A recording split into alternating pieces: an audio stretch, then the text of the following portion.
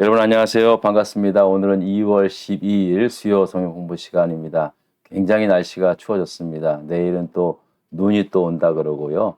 여러분들 아무튼 조심하시고 또 전국적으로 독감이 유행이라고 합니다. 여러분들 아무튼 몸 관리 잘 하시면서 건강 잘 지킬 수 있기를 기도드리겠습니다. 사도행전 속으로 55번째 시간을 시작하도록 하겠습니다. 3차 전도 여행을 마치고 난 뒤 예루살렘으로 돌아온 사도 바울은 그 일행들과 함께 유대인의 법에 따라서 정결 예식을 행하고 또 머리도 깎고 그러면서 예루살렘 성전에 있게 되었습니다.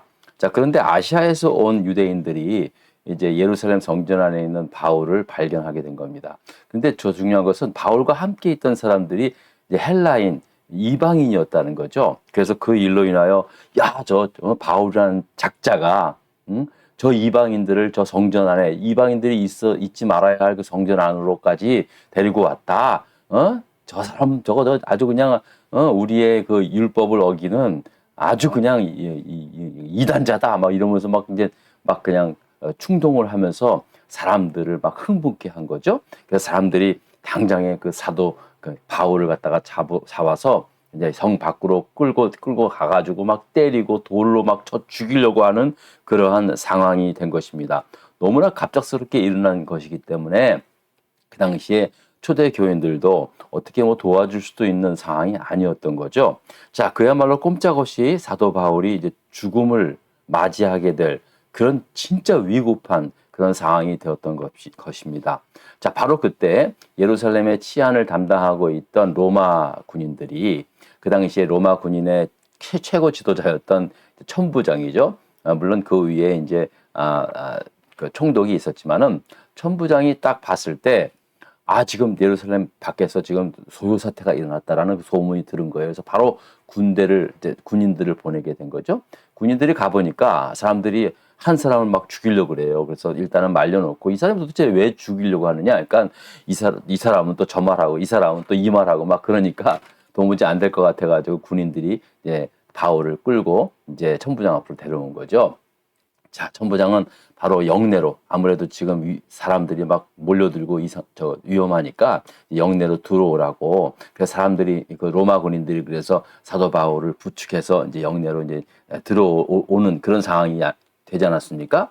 자, 그랬을 때 이 사도 바울은 아주 유창한 헬라어로 사실 헬라어가 또 모국어일 수도 있죠. 그가 유대인이었으나 또 헬라 지역에서 태어났고 로마 시민권자 아니었습니까? 그래서 이제 유창한 헬라어로 그 천부장한테 말하는 거예요. 내가 일단은 영내로 들어가기 전에 아무튼 저 흥분된 관중들을 향하여 나도 좀 변명할 수 있는 기회를 좀 달라라고 그렇게 말을 하는 거예요. 천부장이 깜짝 놀라서 헬라어를 너무 잘하니까 그렇게 그냥 천부장이 이제 그럼 그렇게 하라고 그렇게 이제 하게 된 거죠. 자, 그래서 사도 바울이 그 흥분된 유대 백성들을 향하여 이번에는 히브리 말로 역시 좀 그렇게 하나님께서는 준비된 자를 갖다가 이렇게 쓰시는 것 같아요. 이번엔 히브리 말로 그 사람들한테 그 유대 사람들한테 얘기를 하는 겁니다. 여러분들이요 좀 참아라. 그러니까 히브리 말로 자기네 말로 말하니까 저 사람이 히브리 사람이었네. 이거 막 이제 막 뭐 이상한 이야기만 듣다가 이제 뭐 그러다가 이제 직접 바울의 그 이야기를 들으니까 이제 히브리 말로 들으니까 일단 사람들이 멈칫한 거죠. 그러면서 나는 저 길리기아에서 태어난 그 당시에 이제 유대 지역은 아니었지만 길리기아라고 굉장히 큰 도시였습니다. 제가 지난 시간에 말씀했지만 오늘날로 말하면 길리기아 다수라는 곳이 어떤 곳이냐면 오늘날로 말하면 부산 같은 그런 또 큰 항구 도시이자 무역 도시, 상업 도시, 교육 도시이기도 한 그 도시에서 난 태어난 유대인이다라고 그렇게 얘기를 하는 거예요. 그러니까는 왜 우리도 그랬잖아요. 도시 사람이네. 예? 그렇구나. 그리고 나서 또 자기가 유대인이라니까는 사람들이 또 이제 다시 보는 거죠. 그리고 나서 내가 태어날 때부터 나는 유대 율법대로 할례를 받았고 그다음에 또 그 당시에 유대 율법을 가장 잘 가르치고 또 모든 유대인들한테 전통 유대인들한테 가장 존경받았던 가말리엘이라고 하는 그런 유대 랍비의 랍비가 가리키는 그 문화생 중에 하나였다. 그렇게 얘기를 하니까 오늘날로 말하면 나 서울대생이야 뭐 이런 식의 얘기한 거죠. 그러니까 사람들이 벌써 이제 그런 얘기하면 벌써 한번 꿈뻑 죽잖아요. 그러니까 내가 최고의 학부에서 내가 공부를 했고 난 태어날 때부터 난 유대인이었어. 당신들하고 똑같아. 이제 그렇게 이야기하니까 다들 이제 좀 그 얘기를 듣고 일단 캄다운이 된 거예요. 이제 진정하게 된 거죠. 자, 그리고는 자기가 그렇게 이제 자기가 누구인지를 소개를 하고 이제 자기가 왜 이렇게 옛날에는 예수 믿는 자를 잡아서 결박하고 죽이기까지 했던 사람인데 지금은 내가 왜 이렇게 예수를 전하는 사람들을 잡아서 죽이는 자에서 오히려 예수를 전하는 사람으로 바뀌게 되었는지를 이제 사도 바울이 이야기를 하게 된 것입니다. 자, 그랬더니 사람들이 이제 다들 조용하게 이제 사도 바울이 무슨 말을 하는가 잘 듣게 되는 거죠.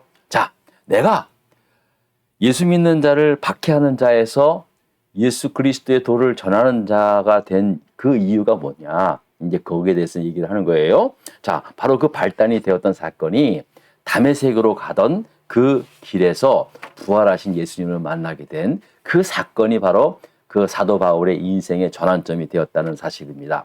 이미 제가 사도행전 9장에서 말씀을 드렸던 것처럼 당시 사울이라는 이름이 이제 바울이라는 이름이 그 당시에는 사울이었거든요. 그 사울이라는 이름으로 그 당시에 살기등등했다 그랬어요. 성경에는 그렇게 표현하고 있어요. 그가 살기등등하여 예수 믿는 사람 남녀를 잡아오게 가두고 심지어는 죽이기까지 한 그런 무시무시한 살기등등한 청년이었다는 것이죠. 자, 그날도 다메섹에 이 예수 믿는 사람 남녀들이 모여서 이렇게 성경 공부도 하고 예배를 드린다 그런 정보를 입수했나 봐요. 그래서 대제사장한테 허가를 받아서 그들을 잡아오라고 하는 그런 문서를 딱 가지고 공문서를 가지고 이제 그들을 잡으러 다메섹으로 가는 길이었다는 거죠. 그래서 다메섹에 거의 다가왔을 때 갑자기 어떤 일이 일어나는가? 자, 우리 다 같이 이제 7절 말씀을 한번 보도록 하겠습니다. 자, 가다가요. 어떤 일이 나냐면은 굉장히 큰 빛이 일어난 겁니다. 빛이 막 밝히 보이면서 사도 바울이 너무 눈이 부셔가지고 그냥 땅에 엎드러진 거예요. 자, 그리고 난 다음에 하늘에서 무슨 소리가 들리냐면요. 우리 다 같이 한번 읽어볼까요? 내가 땅에 엎드려져 들으니 소리 있어 이르되 사울아 사울아 내가 왜 나를 박해하느냐 하시거늘 하고 말씀을 한 겁니다. 자, 여러분 기억나시죠? 다메섹 이제 거의 다 와갔을 때 갑자기 그때 낮이었어요. 정오였어요. 눈. 근데 태양빛보다 햇빛보다 더 밝은 빛이 사울을 비치는 거예요. 사울이 그 빛을 보자마자 갑자기 앞이 보이지가 않고 그냥 팍 엎드려 꼴부터 이제 넘어진 거죠. 그러면서 말씀하시기를 사울아 사울아 내가 왜 나를 박해하느냐라는 그런 음성이 들려오게 된 것입니다. 얼마나 놀랬겠어요. 사도 바울이 얼마나 놀랬겠어요. 그러면서 바울이 이제 대답을 한 거예요. 자, 그 음성을 들으니까 사도 바울이 이렇게 대답을 한 겁니다. 자, 말씀 볼까요? 내가 대답하되 주님 누구시니까 하니 이르시되 나는 내가 박해하는 나사렛 예수라 하시더라 라고 말씀을 하고 있는 것입니다. 자, 사도 바울이 그 앞은 하나도 보이지 않고요. 귀에 들리는 음성이 사울아 사울아 왜 너가 나를 박해하느냐라고 말씀했을 때 사도 바울은 그 말씀을 듣자마자 그때 당시에 사울이었죠. 주여 누이십니까? 그러니까 나는 네가 박해하는 나사렛 예수다라는 그 말을 딱 듣는 순간 사울의 이 가슴이 어떠했겠습니까? 진짜 한순간에 모든 게 그 가슴 속에 있는 모든 것이 다 그냥 와르르 무너지는 완전히 그냥 용암처럼 막 확 무너지는 흘러내리는 그런 느낌이 아마 들었을 것입니다. 야, 내가 그동안 나사렛 예수 때문에 자기가 미쳐 살기등등하여 예수를 믿는 사람들을 잡아 가두고 죽이기까지 했는데 그 예수를 자기가 만나게 된 겁니다. 예? 그러니 얼마나 놀랐겠습니까? 예? 얼마나 무서웠겠습니까? 예? 자, 그런데 또 놀라운 거는요. 이 일이 자기에게만 같이 일행이 있었는데 자기만 그 빛을 보고 자기만 땅에 엎드러지고 자기만 귀에 그 음성이 듣는 거예요. 그런 일들이 막 일어나는 거예요. 그러니까 사람들이 주변의 사람들이 봤을 땐 뭐예요? 이거 정신 나가서 미친 갑자기 멀쩡하게 가다가 엎드려 쓰러지고 주여 누구십니까? 막 이렇게 얘기하니까 실성이 들었나? 이제 그렇게 생각할 수도 있었겠죠. 예? 자, 그러더니 계속해서 이제 사울이 주님께 묻고 있습니다. 나사렛 예수라. 그러니까는 사울이 또 이렇게 묻습니다. 자, 한번 보겠습니다. 계속해서. 자, 내가 이르되, 이제 사울입니다. 주님, 무엇을 하리이까? 나 어떻게 하면 좋습니까? 지금 앞도 안 보이고, 내가 지금 내가 도대체 나보러 어쩌란 말입니까? 이렇게 한 거예요. 그러니까 주께서 이르시되, 일어나 다메섹으로 들어가라. 내가 해야 할 모든 것을 거기서 누가 이르리라. 누가 이르리라. 라고 말씀을 하고 있습니다. 자, 사도 바울이, 주여, 내가 그러면 어떻게 뭘 해야 되겠습니까? 라고 물으니까, 즉시 예수님께서 대답하지 않으시고 다메섹으로 들어가라. 거기서 누가 어떤 사람이 너에게 내가 할 말을 내가 너에게 전할 말을 이르리라. 일러주리라. 라고 그렇게 말씀을 한 겁니다. 자, 그 누가가 누구냐? 바로 오늘 성경의 말씀 보면은 아나니아라고 하는 그런 제자였다는 사실입니다. 그 예전에 그 아나니아와 삽비라 부부 있죠? 그 사람 말고 다메섹에 사는 아나니아라는 사람이 이제 바울에게 그 당시에 사울에게 하나님의 뜻을 알려주겠다라고 그렇게 말씀하고 있는 것입니다. 자, 그래서 우리 한번 말씀을 보겠습니다. 자, 율법에 따라 경건한 사람으로 거기 사는 모든 유대인들에게 칭찬을 듣는 아나니아라는 자가, 그러니까 이 아나니아가 아주 경건하고 또 모든 유대인들에게 존경받는 그런 사람이었다는 거죠. 그리고 13절입니다. 내게 와 곁에 서서 말하되 형제 사울아 다시 보라 하거늘 즉시 그를 쳐다보았노라 라고 말하고 있습니다. 자, 그러니까는 여보세요. 아나니아가 그때까지만 해도 이제 앞이 안 보였는데 다시 보라 라고 하니까 이제 마치 사도 바울의 눈에 비늘이 씌인 것처럼 이렇게 있다 그게 싹 벗겨졌다 그러지 않습니까? 자, 그러더니 이제 아나니아가 드디어 보게 된 겁니다. 자, 그러면서 어떻게 말씀을 하냐면은요. 계속해서 14절 말씀을 또 보겠습니다. 자, 그가 또 이르되 우리 조상들의 하나님이 너를 택하여 자, 사울 너를 택하여 너로 하여금 자기 뜻을 알게 하시며 그 의인을 보게 하시고 그 입에서 나오는 음성을 듣게 하셨으니 내가 그를 위하여 모든 사람 앞에서 내가 보고 들은 것에 증인이 되리라. 자, 16절입니다. 이제는 왜 주저하느냐? 일어나서 주의 이름을 불러 세례를 받고 너의 죄를 씻으라 라고 말씀을 하고 있습니다. 이 놀라운 말씀을 전해주게 된 것입니다. 자, 여러분, 아나니아가 하나님의 뜻을 사도 바울에게, 그 당시에 사울이라는 청년에게 말씀을 하고 있는 것입니다. 자, 이 놀라운 말씀이죠. 자, 어떻게 말씀을 하고 있느냐?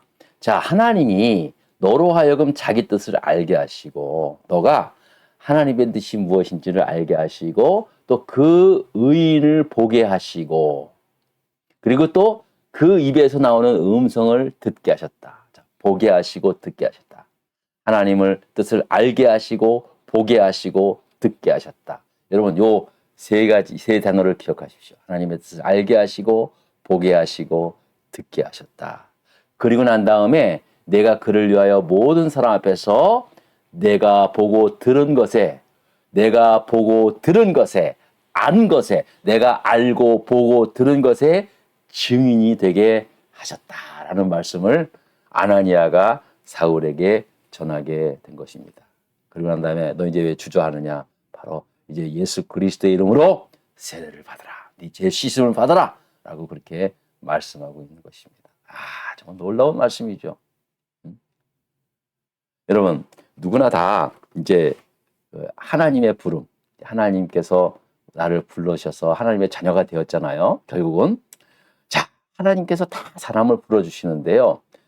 이렇게 진짜 사도 바울처럼, 사도 그 당시에 사울처럼 이렇게 다이나믹하게, 이렇게 아주 그냥 극적으로 주님을 만나신 분들도 계신가 하면 사실 대부분은 다 친구 따라 부모님에 의해서, 그리고 무슨 우리 교회처럼 코발리스에 와서 예수를 믿거나 뭐 이런 식으로 예수를 믿는 경우가 대부분 많이 있습니다.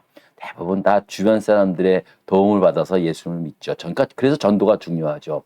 자, 그런데 사도 바울은 달랐습니다. 그는 진짜 오히려 그 전에는 예수 믿는 사람을 잡아 가두고 죽이기까지 한 그런 진짜 패역한 삶을 살았던 사람입니다. 자, 그런데 그가 극적으로 앞이 안 보이고 막 그냥 그런 식으로 막 이제 그래서 결국은 아주 그렇게 극적으로 주님을 만나게 되어서 하나님의 뜻을 이제 받게 되는 거죠.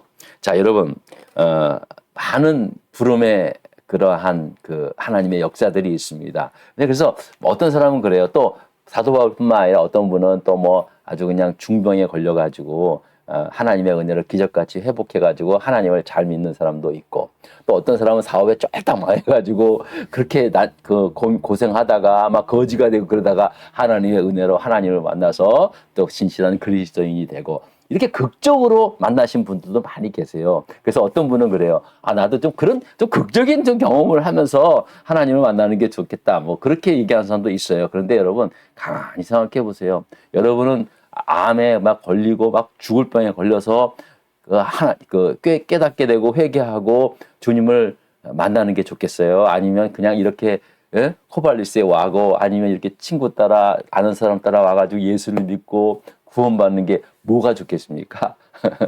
저 같으면 저는요, 난 그런 고생 안 하고, 난 그렇게 극적으로, 나 그렇게 막, 심지어는 사울이라는 때는요, 막 사람까지 죽였잖아요. 난 그러고 싶잖아요. 거기까지 가가지고 겨우 주님을 만나서 그렇게 변화되고 나는 그런 극적인 만남은 사실 원치 않아요. 근데 물론 이제 그렇게도 부르셨죠. 하나님께서 그렇게 부르시지만, 여러분, 그저 아무 일 없이 그냥 이렇게 자연스럽게 코발리스에 와서 친구 따라 또 아는 사람을 따라 교회 와가지고 말씀을 듣고 처음에는 믿음이 없는데 다니면 다닐수록 아이고 하나님의 은혜가 뭔지, 내가 구원을 받았구나, 내가 세례를 받고 구원을 받고 하나님의 자녀가 된 것, 이게 정말 이렇게 깨닫는 거, 이게 진짜 은혜죠. 여러분 안 그래요?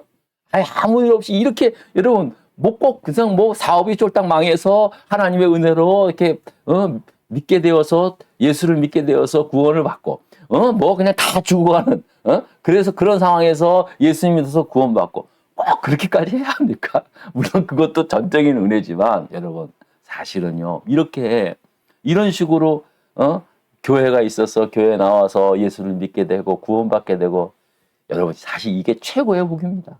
이게 최고의 복이죠. 물론 여전히 하나님께서는 여러 방법을 통해서 하나님의 사람들을 부르시고 쓰세요. 그런데 제가 어떤 사람이 예전에 그런 얘기를 하기 때문에 그런 거예요. 아이고 그런 소리 마라. 당신 꼭 진짜 그런 죽을 병에 걸려서 그 상태에 가야 예수를 믿겠느냐. 이렇게 건강할 때 예수 믿으면 얼마나 좋냐. 이렇게 사업 잘 될 때 예수 잘 믿으면 얼마나 좋냐. 그렇게 얘기하니까 그런 것 같다 그러시더라고요. 여러분, 그렇습니다. 우리 주신 환경에 주어진 은혜에 감사하며 사십시다. 끝까지 이 믿음 지켜가면서 살아갔으면 좋겠습니다. 다음 시간에 뵙겠습니다. 감사합니다.